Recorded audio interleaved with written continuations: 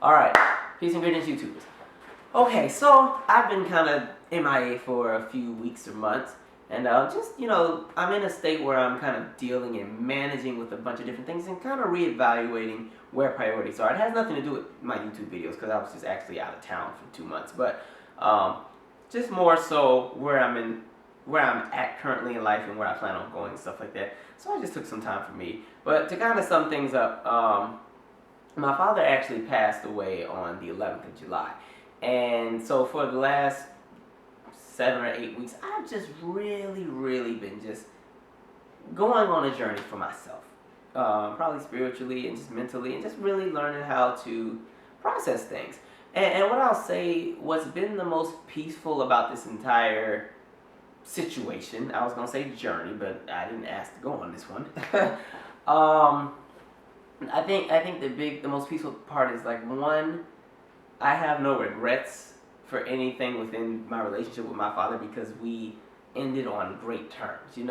Like, first of all, just to kind of sum things up, my father was diagnosed with a chronic lung disease called scleroderma back in probably 2009, 2008. But it really progressed and got worse around 2010, 2011, and then it got terrible around 2014. It almost killed him around Christmas this past year. So there was a period where I didn't make a video for all of December and January. I actually was home. I went back to Seattle because they had told me that he was going to die. So, we spent Christmas in the hospital and New Year's in the hospital, and, fortunately he was able to bounce back. But, in this past July, he just wasn't the disease, it was a lot. It was a lot on him. It was for him, I think it was tiring. For us, it was exhausting to watch at the same time.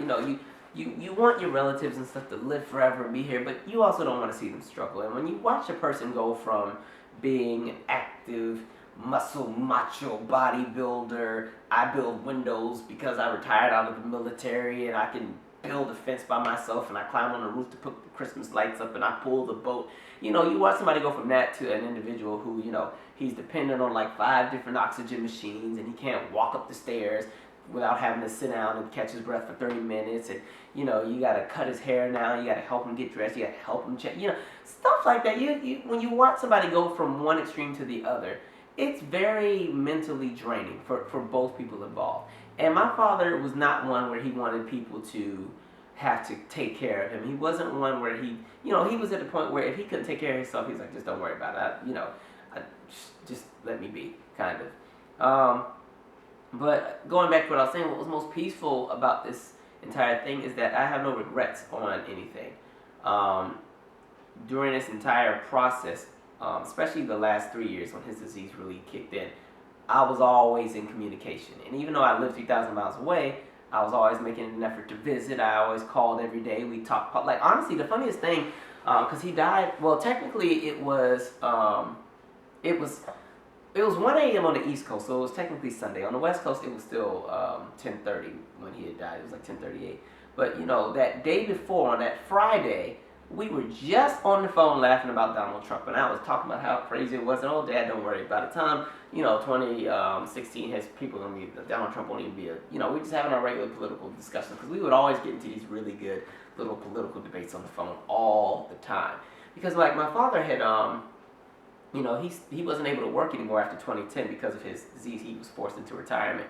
And, so he'd be at the house bored all the time. So I always would call when I got off work. I would call, I always talk at least 4 or 5 times a week, and then Facebook, I send pictures, and I would update him with everything that's been going on. Because really, there's been a lot of really great things that happened in life the past year. Everything from, doing some of the work with Cinematic Magazine in New York, which I'll talk about in another video. And, I started teaching dance again, and I had relocated and got a new apartment, and, my job was going really well. And, by the way, speaking of my job, I just want you to know that in my organization, the center that I run is the highest performing one in the DMV in that organization, so which is cool. But anyway, things are just going really well, and just being in that constant communication and being transparent helped, because on top of that, we could have these conversations, but he also gave me some really great heart-to-heart, man-to-man, we gotta be honest conversations. And he always told me, this day is gonna come where I'm not gonna be here anymore, and you're gonna have to be that person who is still strong-minded and don't fall apart and don't be one of the people that, you lose the parent and then you lose your mind and you popping pills and doing heroin and life, you just don't know how to deal with nothing.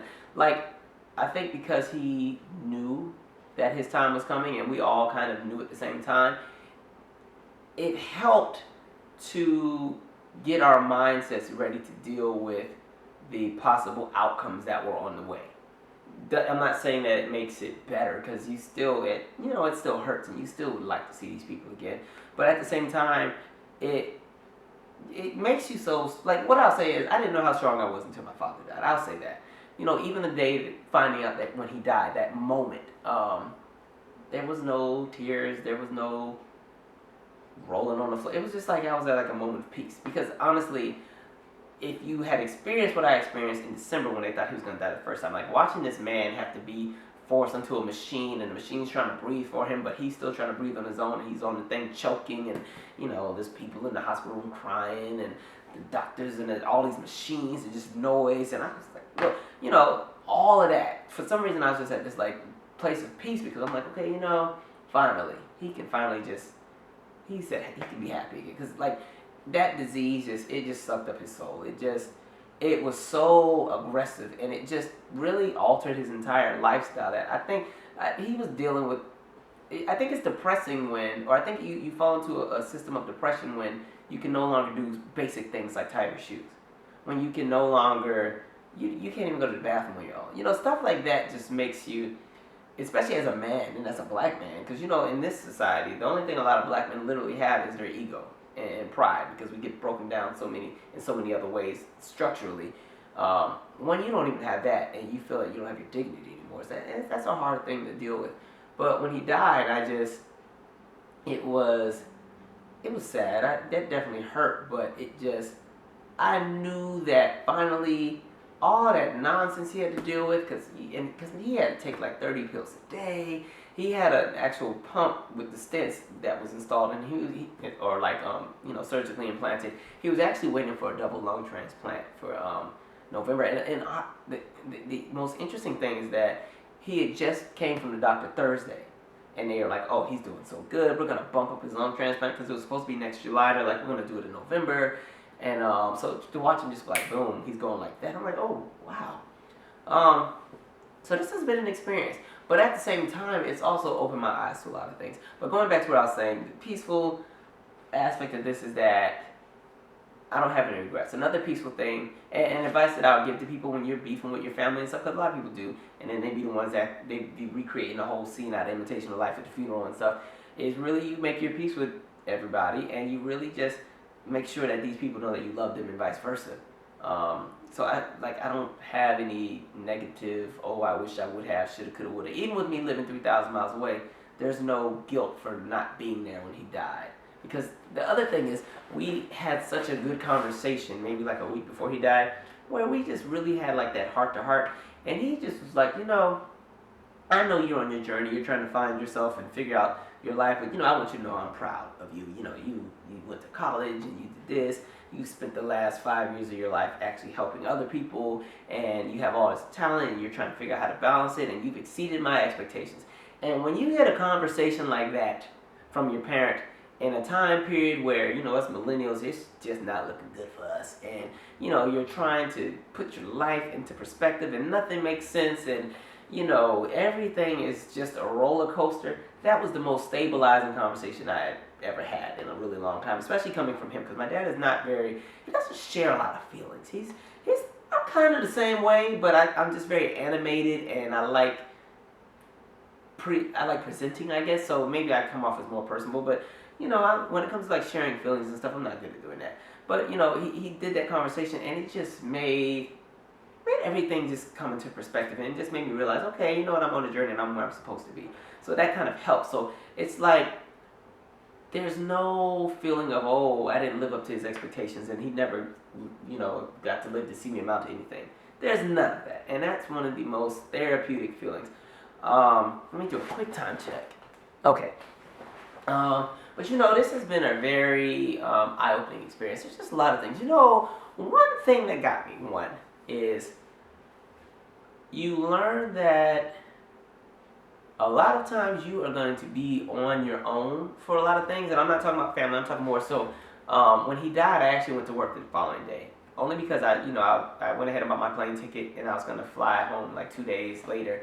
However, at my center, there was like a specific grant that was closing, and the people over the grant wanted to come and do like a site visit and do their stuff. So I still went to work the next day to have everything set up to make sure all my staff would have everything ready, and I had to be on a conference call with some of the people that work above me at the different offices and everything. So, they're having a conversation and they're like, oh, okay, so on Wednesday, we're going to need you to do this. Mind you, I'm leaving on Tuesday, so I ain't going to be there Wednesday, no way.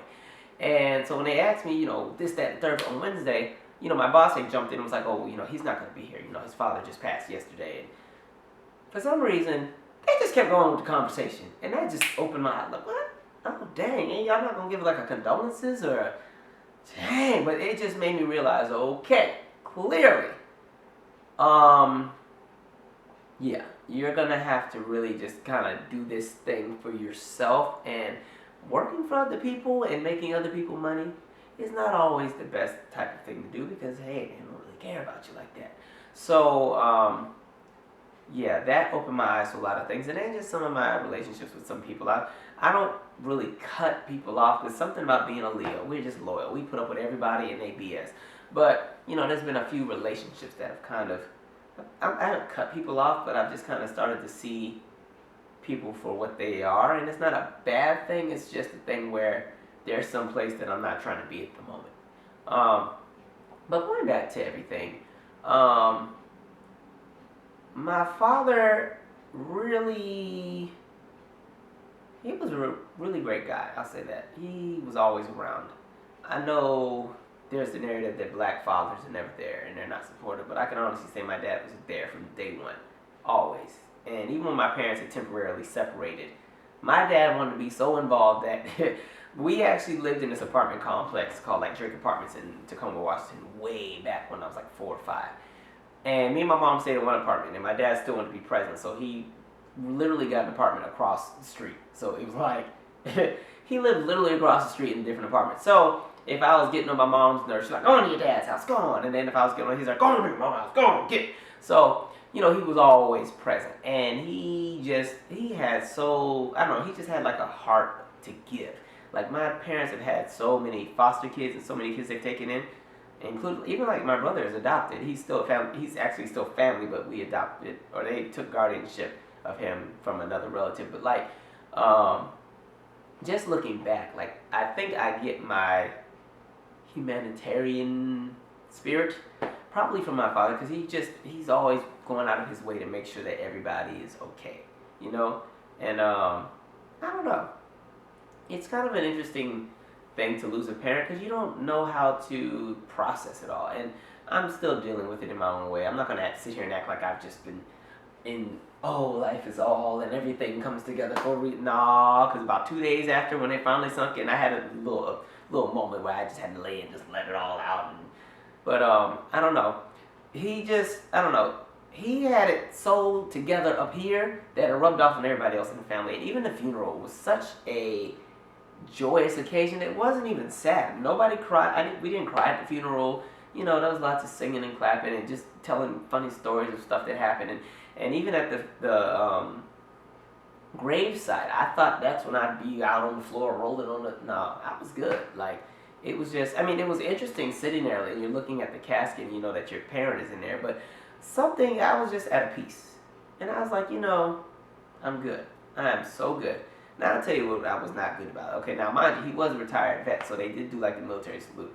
And, Lord, God bless America, all that crap. But, man, it took them, like, 10 minutes to fold that flag. I was like, if y'all don't wrap this thing up, it's 100 degrees out here. I'm in this black suit sweating. And, when they do the military honors, they have the flag and it's folded. They unfold the flag, then they fold it back. But there's a special way that they fold the flag. Like, they have to unfold it and trace it, step, unfold, trace, step. Unfold, trace, step. And I mean, it's a very prestigious, respectable type of thing. But in my head, I'm kind of like, he probably dead because he was in the military. He had to be around all them chemicals and them weapons and going to all these different countries with different air qualities and all that other stuff and being by the exhaust systems, and I'm sure that probably played a role because my daddy didn't smoke.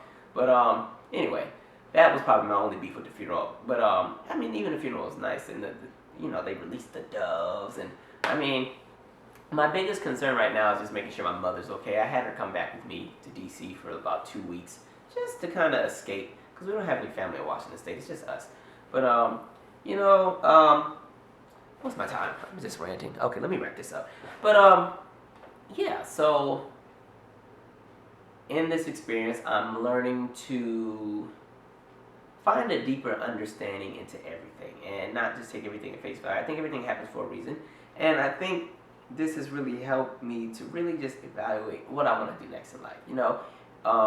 And I just have so many goals and aspirations and stuff I would still like to get done. I would have liked for him to see some of those matriculate. I mean, he's seen me do a lot of really great things, but there was even more I want him to see. I mean, he's probably still watching from a different angle now. He's just watching, he's just looking down instead. But hopefully he's not looking when I'm doing stuff I ain't supposed to be. Please turn away, Daddy. Please turn away, don't look. But, I